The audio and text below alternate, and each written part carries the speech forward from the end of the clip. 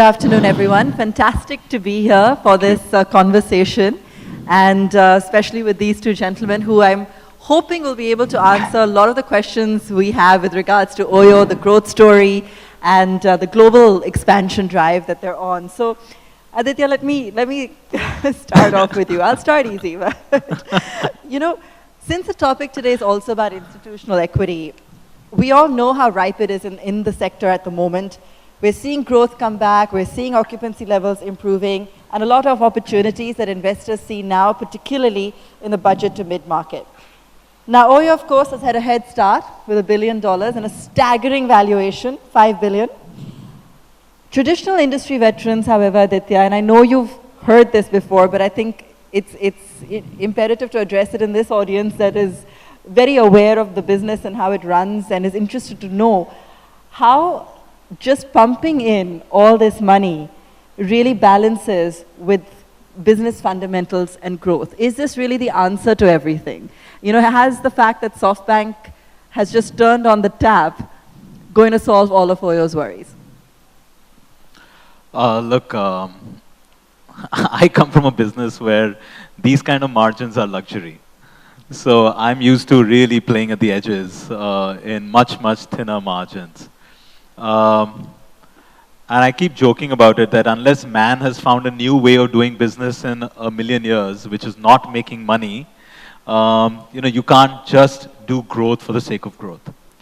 So we at OYO, for instance, are extremely focused on basically building a very sustainable business. And the sustainability comes from making sure that the fundamental economics of the business work for it itself. For the sake of growth doesn't work after a while, so you have to chase profitability, and I'm certainly chasing profitability.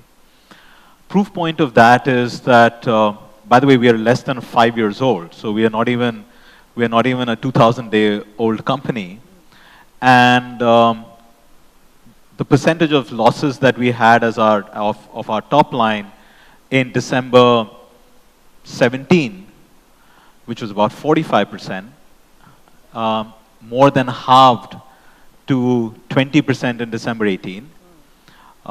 We've already guided that we are chasing it down to about 10% at the end of this year, which means in less than 270 days. And that gives you a clear growth and at the same time a clear trajectory towards building a profitable, sustainable business. So much like anything else, unless you, and I completely agree with you, that unless you are building a business which is built on strong fundamentals, it's just not possible. I'll give you another cool statistic. 93% of our customers are repeat customers who are organic.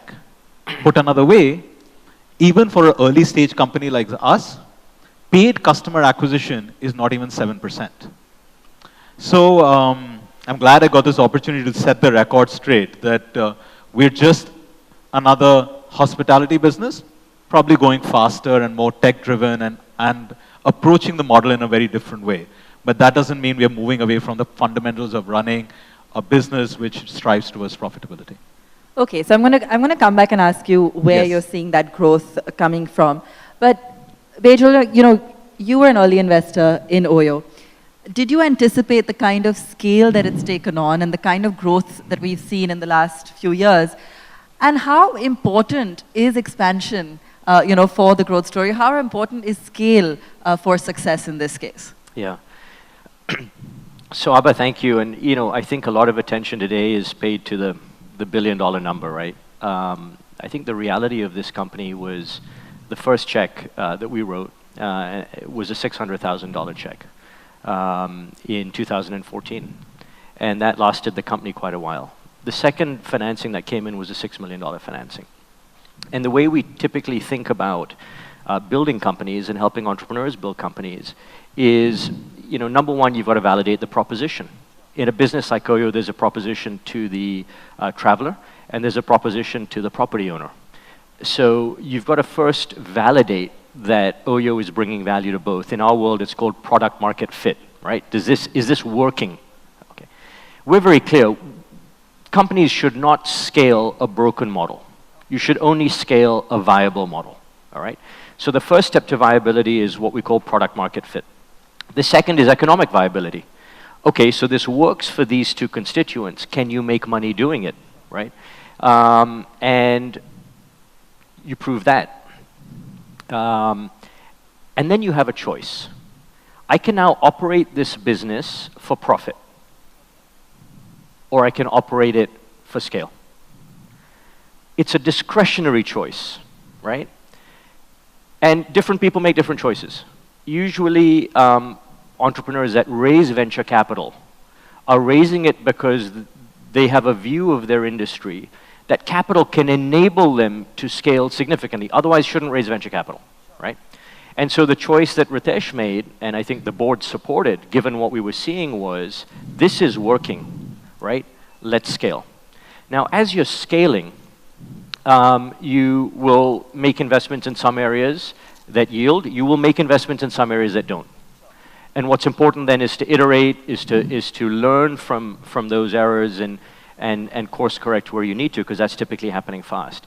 But I think that the core idea and the core point I want to make is that growth capital, expansion capital comes in to enable something that is working to scale. No, go ahead, because, you know, and I want to have this, have both of you answer this. When you're saying that it is working, what do you feel are the strengths? What do you feel that Oyo is doing which nobody else has done or is doing differently? When they first came into the market, the whole aggregator model, I mean, you know, that was fine. That was disruptive then. That was 5 years ago, as you're saying. What's still holding you steady? What's the differentiator? Okay.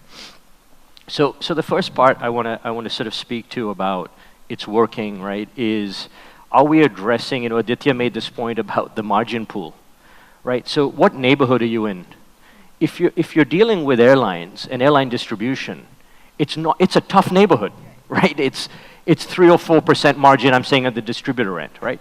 If you're in the hotel business, it's a much better neighborhood, right? So the question is this an industry that has a margin pool that is attractive, all right? It's no secret that for online travel agencies, the most lucrative part of their business, in fact, what supports their survival is margins from hotel distribution. So one is, I'd say that you're attacking a neighborhood that is attractive.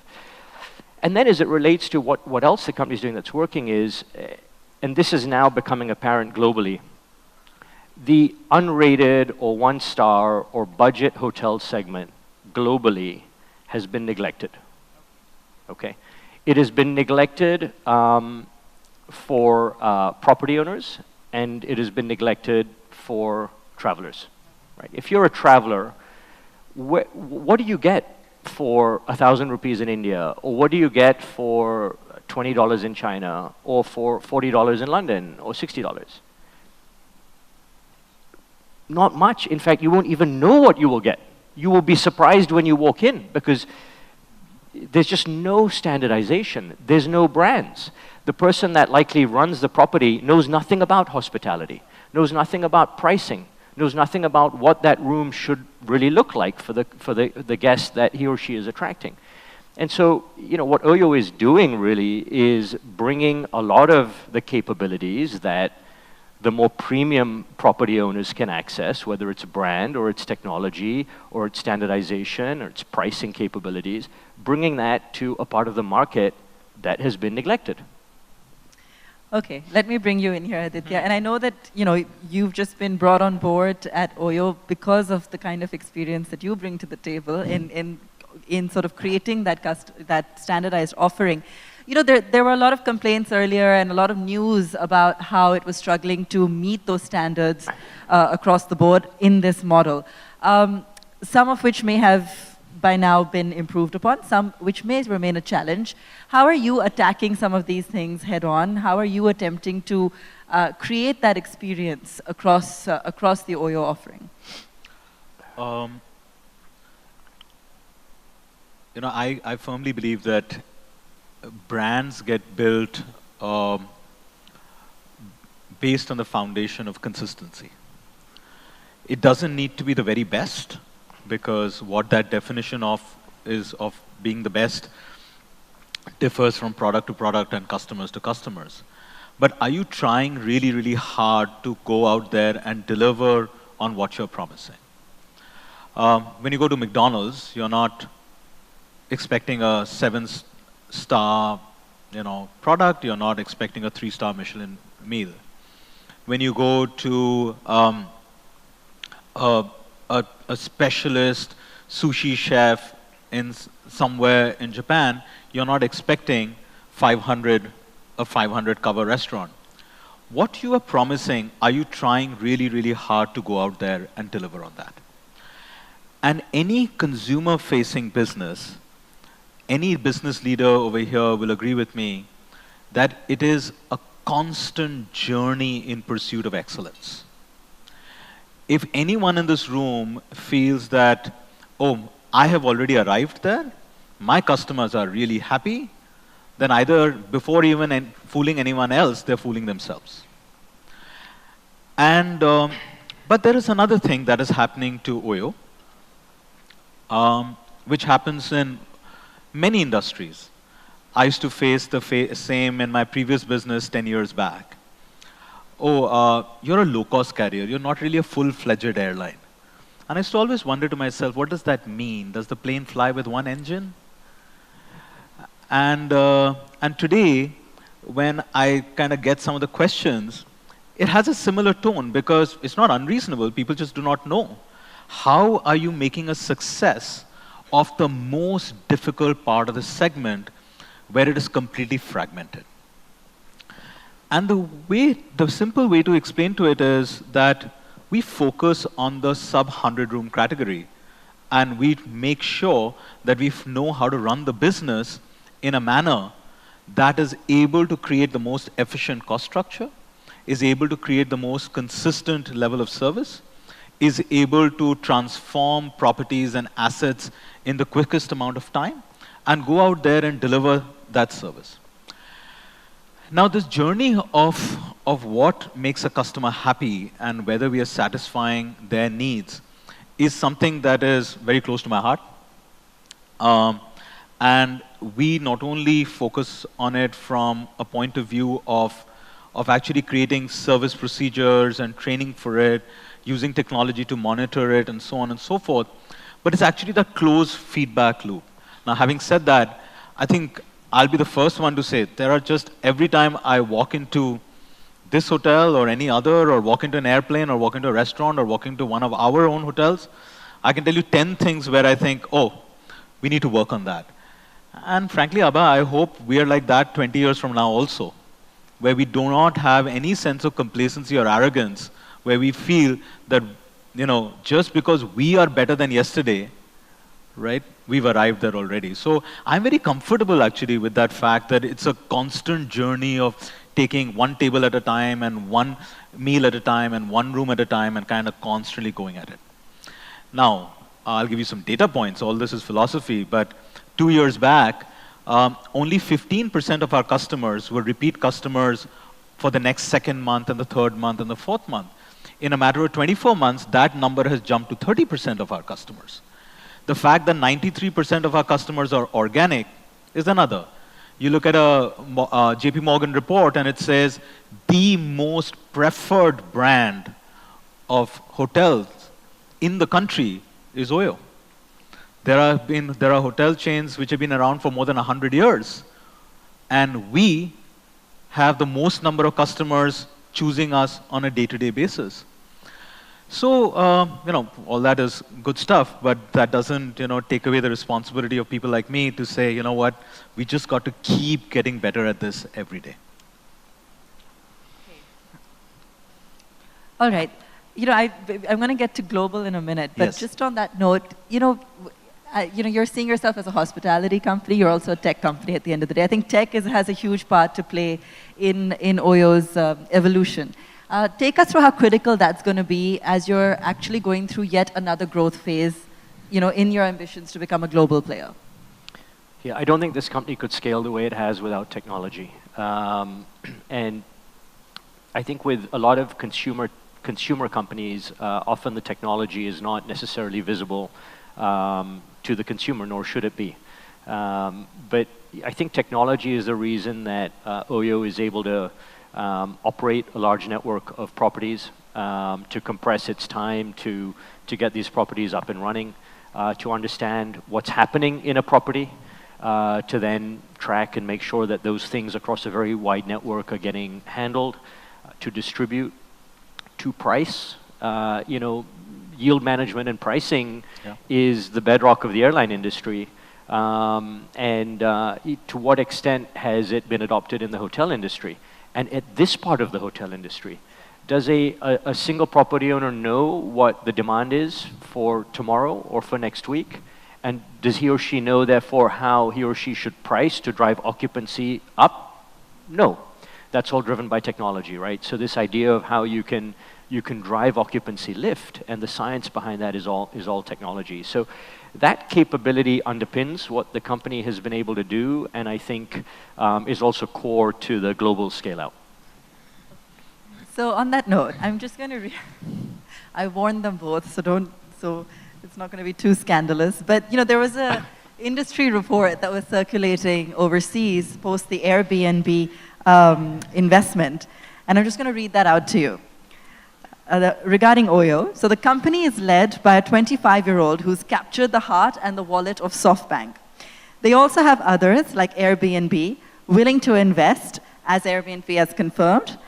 And for Oyo to make it to any of its goals, it needs to keep the investing spigot turned on as they invest in their growth like drunken sailors without even trying to be profitable. Now, this will work until the investment pool runs dry. Once they need to actually make money to continue growth, then we'll see if backing a young buck was correct. Ritesh is a friend, he won't mind me reading this. But they can always merge with Airbnb since they have the growth mindset of investing without making profits in common. Yeah. So first of all, I think Ritesh is not only, that 25-year-old has not only captured the hearts and minds of some of our investors, but actually has captured the hearts and minds of 140,000 people who will sleep on Oyo pillows tonight, which is probably more than a lot of people put together in this room. The second is that, you know, it's a motherhood statement. Do investors look for profitability? Yes. Are management teams supposed to be chasing profitability? Yes. This is like business school 101. Actually, no, this is accounting class 101. And again, the proof point is for a company which is less than 5 years old, growing at 3.5 times, at the scale at which we are, I don't know which other company in the world today can claim to take down their losses from 45 to 20 to 10 with a clear line of sight to profitability. So, and I think that is what great management teams and great organizations do. You try to not just look at the near term, or not just look at a pie in the sky, but I keep saying that one has to have a split personality on a day-to-day basis. On one eye, we have to have a microscope, which is able for me to be able to say, what's happening in one of our 175,000 rooms in India, or a little bit more than 500,000 rooms around the world? And on the other side, what is all the capability building that is required, the capacity building that is required to make sure that when you are growing at this pace, you are future ready for next year, and the year after next, and the year after next. And that comes from talent, that comes from thinking through a problem, that comes from focus, and finally that comes from a lot of just, you know, putting your head down and doing some grunt work, which is not glamorous, and where you got to roll up the sleeves. You can't, you know, wear your Hermes ties and go out and, you know, stand at a construction site and look pretty in a hard hat. You have to actually roll up your sleeves and make sure that you're delivering on what you're promising in 269 cities across the country. Yeah, I mean, I'll react to that in a little bit of a different way. I think that when we sort of take these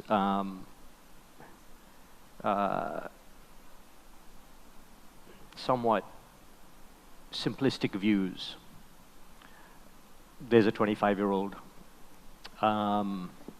There's a bunch of investors who apparently are not very bright, but parting with $1 billion. It makes for a really nice narrative. But we lose the opportunity to try and understand that actually, wait a minute, investors also usually want to make money. The gentleman that runs SoftBank is a pretty successful guy. $1 billion is a lot of money. Airbnb is a pretty successful and disruptive company. What might these people be seeing? I may disagree with it, but we lose the opportunity to have that discussion because it's so easy to say, but he's 25 and it's $1 billion and it's this and that.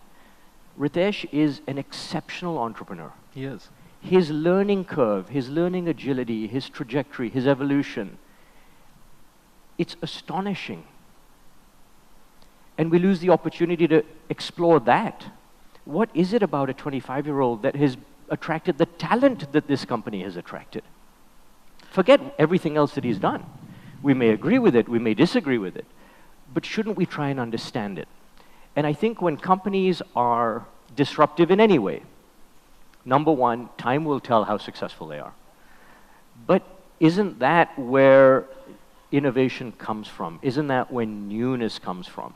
Isn't that where we learn to push boundaries and we learn something new? And I think that this company is doing all of that. And if whoever was the author of that article, you know, I would really invite him or her to sit down and explore these issues, because I think it is when you explore them that you realize maybe there is something really amazing happening here. You know, Bejul, I'll add something here, and I cannot help my frustration in this. You know, I've been through the same social circles for the past 15 years. And the same guys just say, oh, you know, India, you know, you need service, and you need a business class, and you need a lounge, and you need a red and blue carpet. And it's not really an airline. You know, there's just one aircraft, there's just two aircraft, there's just 5 and 10. And all those people probably flew in on that airline that they doubted this morning. And all those millions of frequent flyer points that they, you know, accumulated on some other red or blue colored airline are, you know, somewhere at the bottom of their bottom drawer gathering dust. What I find frustrating is not that. What I find frustrating is how much arrogance must you have to say there is a revolution happening right around me. And I find it so comfortable to stick my head in the sand and watch that revolution pass me by, rather than looking around and saying, you know, what can I learn from them that they are doing so fundamentally different? I had 2 conversations with some large, you know, legacy hoteliers this morning, and the whole 2 hours I just spent asking them questions on what can I learn from them, you know? And it actually goes back to, you know, do we as a country really want to encourage innovation? Or do we as a country continue to hold on to what we have done in the past and be dismissive of something till the time it just completely floods us over? Okay, fair question, and gives everyone something to think about. We've got a few minutes left, so I want to talk about the global story. I want to get you to shed some perspective on that, Bejul. What's brewing? You said you're pushing boundaries. You're saying there's a lot of innovation. Something's happening. Like for instance, Airbnb. Where are the synergies? China. It's becoming your biggest market. What's the plan there? You know, share the overall vision with us. Yeah. So I think it comes back to this idea that the problem we're solving is not, while it started out as being an India-specific problem, we realized over time that it is not an India-only problem, right? This idea that this part of the market has been neglected globally. And I was actually, my view was, you know, when management surfaced the global opportunity, my view was, hey, if you're talking about other emerging economies where there is, you know, price sensitivity, there's a trust deficit, there's a large economy budget market, absolutely makes sense. I was a skeptic when it came to more developed markets. That doesn't make sense. Which is why the first few markets that the company tested were Southeast Asian markets. And the company has always been very disciplined in terms of how they pilot a market. So if you're hearing about something today, likely work started 18 to 24 months ago. And the same process we went through in India, product market fit, property side, consumer side, economics, once that's validated, it scales out. So I think we're now seeing that in multiple markets. This business, it has the same levers. There are nuances, certainly, but the fundamental opportunity seems to exist everywhere. And China, obviously, being the largest and where the company has been very aggressive. And I think that is a lot to do with the nature of the startup and entrepreneurial ecosystem there, where entrepreneurs and the most successful entrepreneurs there are actually described as gladiators, because that is how they approach business. So I think that that scale out from everything that we're seeing is very exciting, not easy. And the way that I think the company is operationalizing this, which is, to me, when I say it, it will seem very obvious. But so many companies have tripped up on this, US companies and global companies. And Ritesh says this very well. He says, I'm not trying to take Oyo to China. I am doing what I imagine a Chinese entrepreneur would do if they were trying to copy Oyo in China, right? And that's pretty profound. Yeah. Because if I'm trying to take Oyo to China, I will take my existing tech stack, I will take my existing policies, I will take my existing approach to dealing with owners, I will take everything and I will try and rubber stamp it. Usually that fails, right? And that's why the team that he has recruited there is building a local company, right? And the same thing will happen in other geographies. And the model that the company uses is a member of the India leadership team that has run time with the business is typically sort of goes out and begins to seed a market and helps to the initial pilot phase and then helps to recruit local management and then is a partner to local management. So it's a pretty interesting model in terms of how they've operationalized. I mean, you know, I remember having these initial conversations with Ritesh in September, October. And I remember he's saying this to me, and he's saying, you know, Aditya, we're a Chinese company in China. We're not an Indian company in China. And as Bejul said, I didn't understand the profoundness of what he said till I came in. We do not, Oyo Jodien in China does not behave like Oyo India. Oyo UK doesn't behave like Oyo India, and Oyo India doesn't behave like Oyo's Thailand. And in each one of these markets, Japan is led by the former CEO of Booking.com in Japan. He's a Japanese. China is led by a Chinese team. India is led by an Indian team. The UK is led by an English-British team, right? And then we have China colleagues as part of the UK team. It's not like the Indian team is going out there and doing this. I mean, we had a board meeting in London, I think less than 10 days back, and you've got to see how multicultural that room was. And it was not like the Indians were taking a lead or someone else was taking a lead. The nationality just kind of disappeared. But what Ritesh meant, and we call him the Chief Clarity Officer at Oyo, because just of his sheer clarity of thought, is that if you have to approach a market, you cannot just try to be, you know, come up with the next new Vision 2020 that, you know, we're going to be global now. You know, what does that mean? Unless you actually start acting. You know, you can't have French people coming in and just because, you know, you run a French restaurant and have Indian people go there.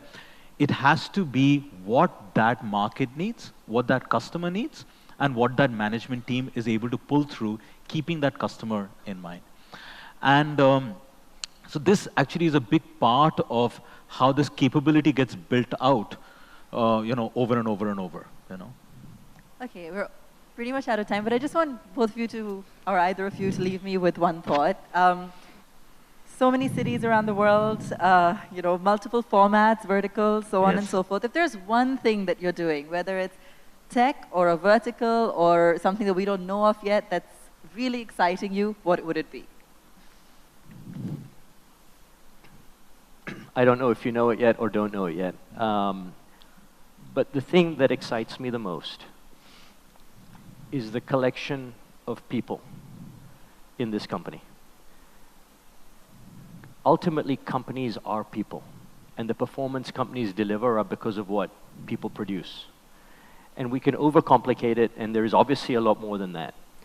But I think that the quality of talent throughout the company, and by quality I don't just mean experience or intellect, those attributes, the level of ownership that people in this company feel, the creativity, the entrepreneurial nature that I see, to me is really unusual and is the most exciting thing about this company. I think for me, it's just the way we are thinking about repositioning all our brands, upping the game.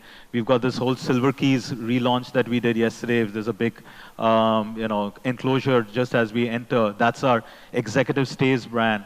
We are today 55 properties with 1,600 keys. In the next 270 days, we will be 8,000 keys with 400 properties. And that will be the largest executive stays brand in the country. It is almost mind-boggling how this team does it. So there's a lady called Nikita who heads it. And no pressure, but we need a few more like that. So that's what excites me as a leader, and especially when you talk about service and the consumer-facing side of it. Awesome. Thank you so much. Thank you. Aditya, Thank you. Bejul. Thanks, Aabha. So much Thank fun. you. Great pleasure, and thank you for answering Thank all those you. questions.